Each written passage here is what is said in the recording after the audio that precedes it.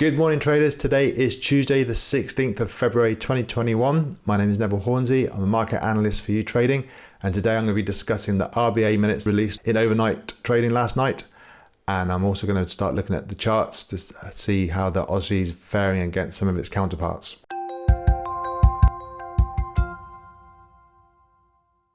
Moving over to the actual statement. Here we have the actual RBA minute from the meeting on February the 2nd, 2021. The RBA had left its cash rate unchanged at the record low of 0.1% during the meeting in February, which was actually widely expected by the market.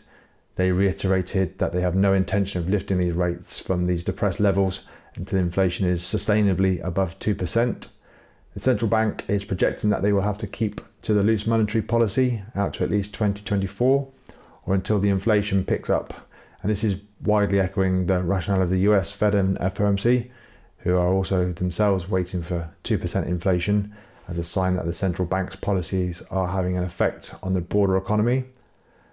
We have the release of the US FOMC meeting minutes tomorrow, so we'll see if any of those policies have changed.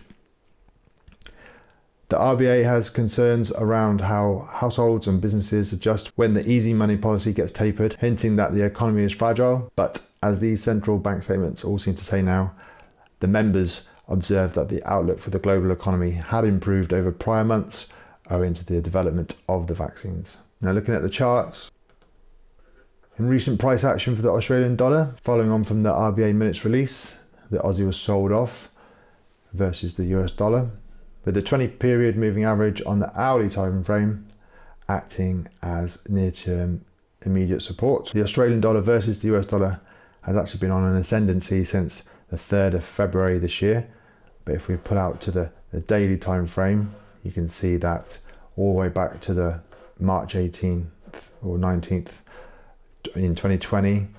Since that point, we have been following the likes of the US indices and other risk assets, and now we've reached levels last seen in 2018.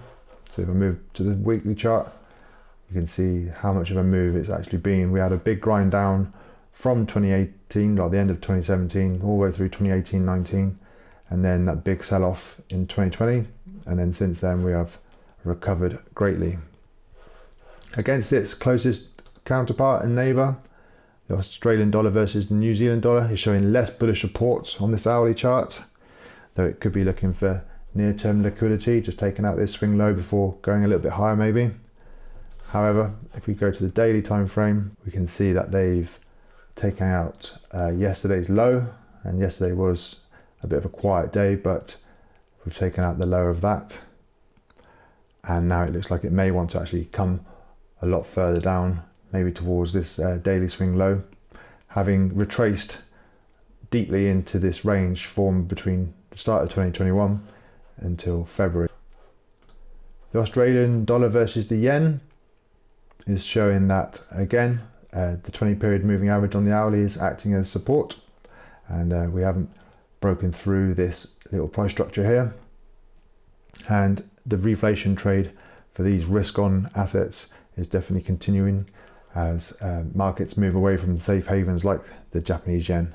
If we look to the daily, we can see that the Australian dollar versus the yen has been on a bull run since the March 2020 lows. Moving on to the Northern Hemisphere, and particularly Europe, the hourly is showing less signs of any continued support, and it looks likely it's in the continuation of the downtrend. Especially if you look at the daily, it's just been grinding lower ever since these highs back in March 2020.